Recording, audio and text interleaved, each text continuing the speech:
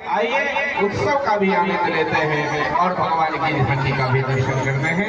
आप अपने स्थान पर खड़े होकर के भगवान को प्रणाम करें। बोलिए कृष्णचंद्र भगवान